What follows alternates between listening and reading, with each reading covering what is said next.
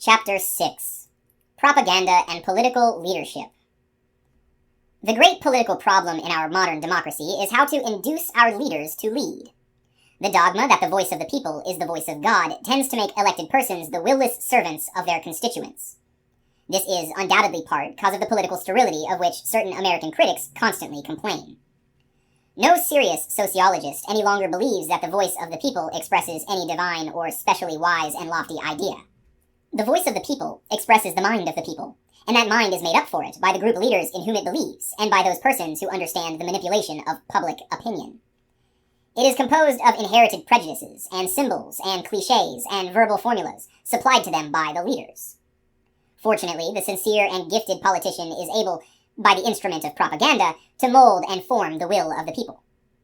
Disraeli cynically expressed the dilemma when he said, "I must follow the people. Am I not their leader?" He might have added, "I must lead the people. Am I not their servant?" Unfortunately, the methods of our contemporary politicians in dealing with the public are as archaic and ineffective as the advertising methods of business in 1900 would be today. While politics was the first important department of American life to use propaganda on a large scale, it has been the slowest in modifying its propaganda methods to meet the changed conditions of the public mind. American business first learned from politics the methods of appealing to the broad public, but it continuously improved those methods in the course of its competitive struggle, while politics clung to the old formulas. The political apathy of the average voter, of which we hear so much, is undoubtedly due to the fact that the politician does not know how to meet the conditions of the public mind. He cannot dramatize himself and his platform in terms which have real meaning to the public. Acting on the fallacy that the leader must slavishly follow, he deprives his campaign of all dramatic interest. An automaton cannot arouse the public interest. A leader, a fighter, a dictator can. But given our present political conditions under which every office seeker must cater to the vote of the masses, the only means by which the born leader can lead is the expert use of propaganda. Whether in the problem of getting elected to office, or in the problem of interpreting and popularizing new issues, or in the problem of making the day-to-day administration of public affairs a vital part of the community life, the use of propaganda, carefully adjusted to the mentality of the masses, is an essential adjunct of political life. The successful businessman today apes the politician. He has adopted the glitter and the ballyhoo of the campaign. He has set up all the sideshows. He has annual dinners that are a compendium of speeches, flags, bombast, stateliness, pseudo-democracy, slightly tinged with paternalism. On occasion, he doles out honors to employees, much as the Republic of classic times rewarded its worthy citizens. But these are merely the sideshows, the drums of big business, by which it builds up an image of public service and of honorary service. This is but one of the methods by which business stimulates loyal enthusiasms on the part of directors, the workers, the stockholders, and the consumer public. It is one of the methods by which big business performs its function of making and selling products to the public. The real work and campaign of business consists of intensive study of the public, the manufacture of products based on this study, and exhaustive use of every means of reaching the public. Political campaigns today are all sideshows, all honors, all bombast, glitter, and speeches. These are, for the most part, unrelated to the main business of studying the public scientifically, of supplying the public with party, candidate, platform, and performance, and selling the public these ideas and products. Politics was the first big business in America. Therefore, there is a good deal of irony in the fact that business has learned everything that politics has to teach, but that politics has failed to learn very much from business methods of mass distribution of ideas and products. Emily Newell Blair has recounted in The Independent a typical instance of the waste of effort and money in a political campaign, a week's speaking tour in which she herself took part. She estimates that on a 5-day trip, covering nearly 1,000 miles, she and the United States Senator with whom she was making political speeches addressed no more than 1,105 persons whose votes might conceivably have been changed as a result of their efforts. The cost of this appeal to these voters, she estimates, calculating the value of the time spent on a very moderate basis, as $15.27 for each vote which might have been changed as a result of the campaign. This, she says, was a drive for votes, just as an Ivory soap advertising campaign is a drive for sales. But, she asks, what would a company executive say to a sales manager who sent a high-priced speaker to describe his product to less than 1,200 people at a cost of $15.27 for each possible buyer? She finds it amazing that the very men who make their millions out of cleverly devised drives for soap and bonds and cars will turn around and give large contributions to be expended for vote-getting in an utterly inefficient and antiquated fashion. It is, indeed, incomprehensible that politicians do not make use of the elaborate business methods that the industry has built up. Because a politician knows political strategy, can develop campaign issues, can devise strong planks for platforms, and envisage broad policies, it does not follow that he can be given the responsibility of selling ideas to a public as large as that of the United States. The politician understands the public. He knows what the public wants and what the public will accept. But the politician is not necessarily a general sales manager, a public relations counsel, or a man who knows how to secure mass distribution of ideas.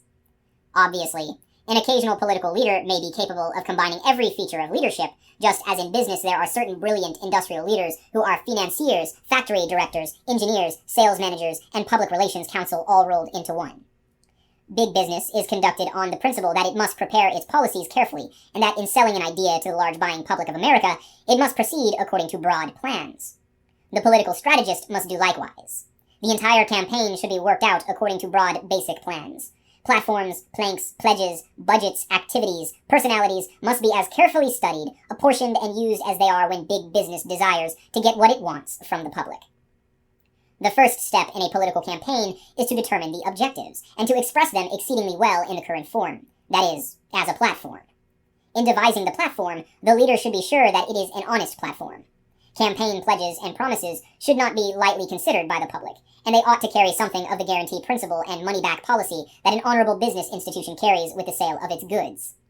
The public has lost faith in campaign promotion work. It does not say that politicians are dishonorable, but it does say that campaign pledges are written on the sand. Here, then, is one fact of public opinion, of which the party that wishes to be successful might well take cognizance. To aid in the preparation of the platform, there should be made as nearly scientific an analysis as possible of the public and of the needs of the public. A survey of public desires and demands would come to the aid of the political strategist, whose business it is to make a proposed plan of the activities of the parties and its elected officials during the coming terms of office. A big business that wants to sell a product to the public surveys and analyzes its market before it takes a single step, either to make or to sell the product. If one section of the community is absolutely sold to the idea of this product, no money is wasted in reselling it to it. If, on the other hand, another section of the public is irrevocably committed to another product, no money is wasted on a lost cause.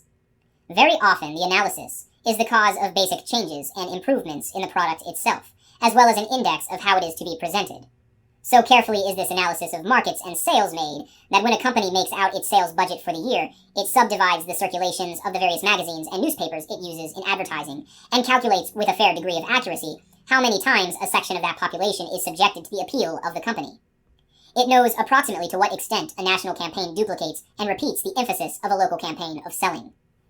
As in the business field, the expenses of the political campaign should be budgeted.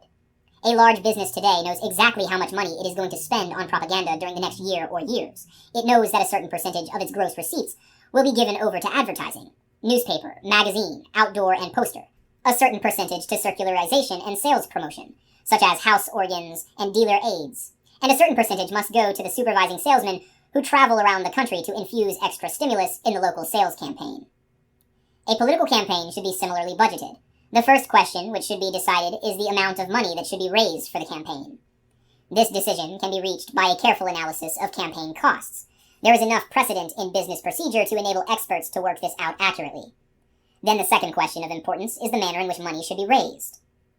It is obvious that politics would gain much in prestige if the money-raising campaign were conducted candidly and publicly, like the campaigns for the war funds. Charity drives might be made excellent models for political fund drives. The elimination of the little black bag element in politics would raise the entire prestige of politics in America, and the public interest would be infinitely greater if the actual participation occurred earlier and more constructively in the campaign. Again, as in the business field, there should be a clear decision as to how the money is to be spent. This should be done according to the most careful and exact budgeting, wherein every step in the campaign is given its proportionate importance and the funds allotted accordingly. Advertising in newspapers and periodicals, posters and street banners, the exploitation of personalities in motion pictures, in speeches and lectures and meetings, spectacular events, and all forms of propaganda should be considered proportionately according to the budget, and should always be coordinated with the whole plan. Certain expenditures may be warranted if they represent a small proportion of the budget, and may be totally unwarranted if they make up a large proportion of the budget. In the same way, the emotions by which the public is appealed to may be made part of the broad plan of the campaign. Unrelated emotions become maudlin and sentimental too easily, are often costly, and too often waste effort because the idea is not part of the conscious and coherent whole. Big business has realized that it must use as many of the basic emotions as possible. The politician, however, has used the emotions aroused by words exclusively. To appeal to the emotions of public in a political campaign is sound. In fact, it is an indispensable part of the campaign. But the emotional content must A. Coincide in every way with the broad basic plan of the campaign and all its minor details, B. Be adapted to the many groups of the public at which it is to be aimed, and C. Conform to the media of the distribution of ideas. The emotions of oratory have been worn down through long years of overuse. Parades, mass meetings, and the like are successful when the public has a frenzied emotional interest in the event. The candidate who takes babies on his lap and has his photograph taken is doing a wise thing emotionally if this act epitomizes a definite plank in his platform.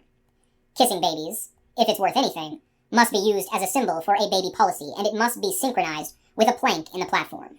But the haphazard staging of emotional events without regard to their value as part of the whole campaign is a waste of effort, just as it would be a waste of effort for the manufacturer of hockey skates to advertise a picture of a church surrounded by spring foliage. It is true that the church appeals to our religious impulses, and that everybody loves the spring, but these impulses do not help to sell the idea that hockey skates are amusing, helpful, or increase the general enjoyment of life for the buyer. Present-day politics places emphasis on personality. An entire party, a platform, an international policy is sold to the public, or is not sold, on the basis of the intangible element of personality. A charming candidate is the alchemist's secret that can transmute a prosaic platform into the gold of votes. Helpful as is a candidate who, for some reason, has caught the imagination of the country, the party and its aims are certainly more important than the personality of the candidate. Not personality, but the ability of the candidate to carry out the party's program adequately, and the program itself should be emphasized in a sound campaign plan. Even Henry Ford, the most picturesque personality in business in America today, has become known through his product, and not for his product through him. It is essential for the campaign manager to educate the emotions in terms of groups. The public is not made up merely of Democrats and Republicans. People today are largely uninterested in politics, and their interest in the issues of the campaign must be secured by coordinating it with their personal interests. The public is made up of interlocking groups: economic, social, religious, educational, cultural, racial, collegiate, local, sports, and hundreds of others.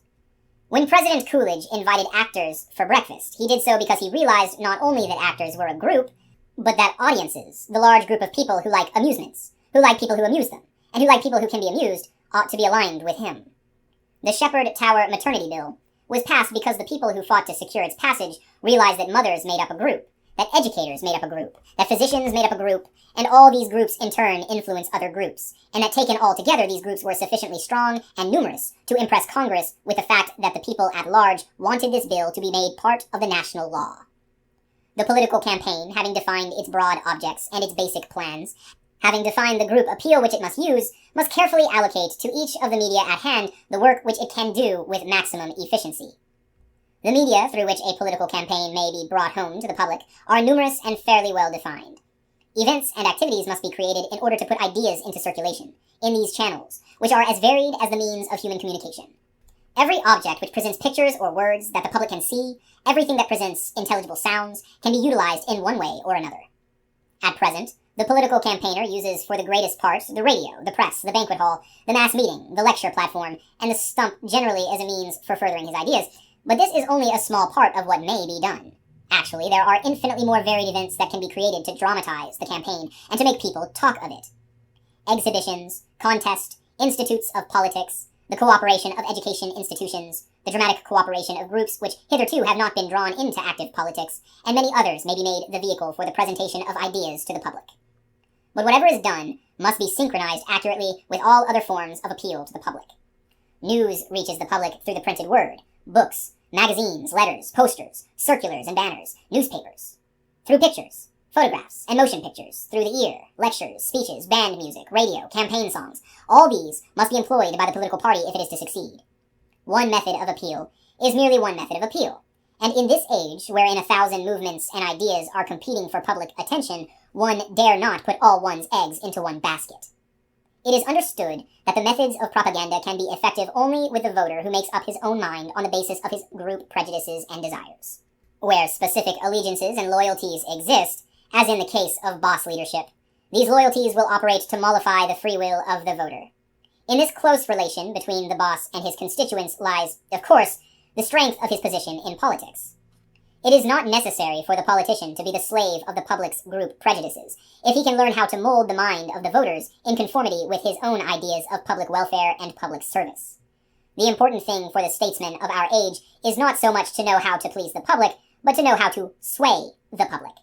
In theory, this education might be done by means of learned pamphlets explaining the intricacies of public questions.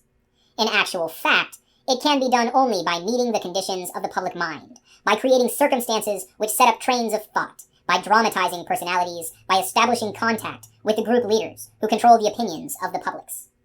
But campaigning is only an incident in political life. The process of government is continuous, and the expert use of propaganda is more useful and fundamental, although less striking as an aid to democratic administration than as an aid to vote-getting.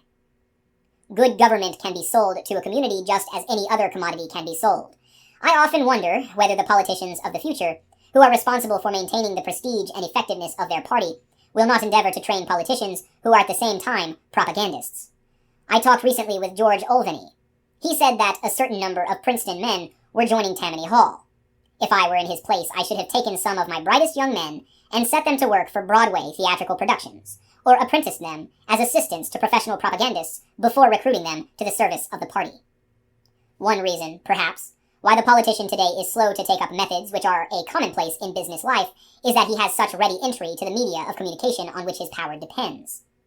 The newspaper man looks to him for news, and by his power of giving or withholding information, the politician can often effectively censor political news. But being dependent, every day of the year and for year after year, upon certain politicians for news, the newspaper reporters are obliged to work in harmony with their news sources. The political leader must be a creator of circumstances, not only a creature of mechanical process of stereotyping and rubber stamping. Let us suppose that he is campaigning on a low-tariff platform. He may use the modern mechanism of the radio to spread his views, but he will almost certainly use the old psychological method of approach, which was old in Andrew Jackson's day, and which business has largely discarded. He will say over the radio, "Vote for me, and low tariff, because the high tariff increases the cost of the things you buy." He may, it is true, have the great advantage of being able to speak by radio directly to 50 million listeners. But he is making an old-fashioned approach. He is arguing with them. He is assaulting, single-handed, the resistance of inertia. If he were a propagandist, on the other hand, although he would still use the radio, he would use it as one instrument of a well-planned strategy. Since he is campaigning on the issue of a low tariff, he not merely would tell people that the high tariff increases the cost of the things they buy, but would create circumstances which would make his contention dramatic and self-evident. He would perhaps stage a low-tariff exhibition simultaneously in 20 cities, with exhibits illustrating the additional cost due to the tariff in force. He would see that these exhibitions were ceremoniously inaugurated by prominent men and women who were interested in a low tariff apart from any interest in his personal political fortunes. He would have groups, whose interests were especially affected by the high cost of living, institute an agitation for lower schedules. He would dramatize the issue, perhaps by having prominent men boycott woolen clothes, and go to important functions in cotton suits, until the wool schedule was reduced. He might get the opinion of social workers as to whether the high cost of wool endangers the health of the poor in winter. In whatever ways he dramatizes the issue, the attention of the public would be attracted to the question before he addressed them personally. Then, when he spoke to his millions of listeners on the radio, he would not be seeking to force an argument down the throats of the public thinking of other things and annoyed by another demand on its attention. On the contrary, he would be answering the spontaneous questions and expressing the emotional demands of a public already keyed to a certain pitch of interest in the subject. The importance of taking the entire world public into consideration before planning an important event is shown by the wise action of Thomas Masaryk, then provisional president, now president of the Republic of Czechoslovakia. Czechoslovakia officially became a free state on Monday, October 28, 1918, instead of Sunday, October 17, 1918, because Professor Masaryk realized that the people of the world would receive more information and would be more receptive to the announcement of the Republic's freedom on a Monday morning than on a Sunday, because the press would have more space to devote to it on Monday morning. Discussing the matter with me before he made the announcement, Professor Masaryk said, "I would be making history for the cables if I changed the date of Czechoslovakia's birth as a free nation." Cables make history, and so the date was changed. This incident illustrates the importance of technique in the new propaganda. It will be objected, of course, that propaganda will tend to defeat itself as its mechanism becomes obvious to the public. My opinion is that it will not. The only propaganda which will ever tend to weaken itself as the world becomes more sophisticated and intelligent is propaganda that is untrue or unsocial. Again, the objection is raised that propaganda is utilized to manufacture our leading political personalities. It is asked whether, in fact, the leader makes propaganda, or whether propaganda makes the leader. There is a widespread impression that a good press agent can puff up a nobody into a great man. The answer is the same as that made to the old query as to whether the newspaper makes public opinion, or whether public opinion makes the newspaper. There has to be fertile ground for the leader and the idea to fall on, but the leader also has to have some vital seed to sow. To use another figure, a mutual need has to exist before either can become positively effective. Propaganda is of no use to the politician unless he has something to say which the public, consciously or unconsciously, wants to hear. But even supposing that a certain propaganda is untrue or dishonest, we cannot, on that account, reject the methods of propaganda as such. For propaganda in some form will always be used where leaders need to appeal to their constituencies. The criticism is often made that propaganda tends to make the President of the United States so important that he becomes not the president, but the embodiment of the idea of hero worship, not to say deity worship. I quite agree that this is so, but how are you going to stop a condition which accurately reflects the desires of a certain part of the public? The American people rightly sense the enormous importance of the executive's office. If the public tends to make of the president a heroic symbol of that power, that is not the fault of propaganda, but lies in the very nature of the office and its relation to the people. This condition, despite its somewhat irrational puffing up of the man to fit the office, is perhaps still more sound than a condition in which the man utilizes no propaganda, or a propaganda not adapted to its proper end. Note the example of the Prince of Wales. This young man reaped bales of clippings and little additional glory from his American visit, merely because he was poorly advised. To the American public, he became a well-dressed, charming, sport-loving, dancing, perhaps frivolous youth. Nothing was done to add dignity and prestige to this impression until towards the end of his stay he made a trip in the subway of New York. This sole venture into democracy and the serious business of living as evidenced in the daily habits of workers aroused new interest in the prince. Had he been properly advised, he would have augmented this somewhat by such serious studies of American life as were made by another prince, Gustav of Sweden. As a result of the lack of well-directed propaganda, the Prince of Wales became, in the eyes of the American people, not the thing which he constitutionally is, a symbol of the unity of the British Empire, but part and parcel of the sporting Long Island and dancing beauties of the ballroom. Great Britain lost an invaluable opportunity to increase the goodwill and understanding between the two countries when it failed to understand the importance of correct public relations counsel for His Royal Highness. The public actions of America's chief executive are, if one chooses to put it that way, stage-managed. But they are chosen to represent and dramatize the man in his function as representative of the people. A political practice, which has its roots in the tendency of the popular leader to follow oftener than he leads, is the technique of the trial balloon which he uses in order to maintain, as he believes, his contact with the public. The politician, of course, has his ear to the ground. It might be called the clinical ear. It touches the ground and hears the disturbances of the political universe.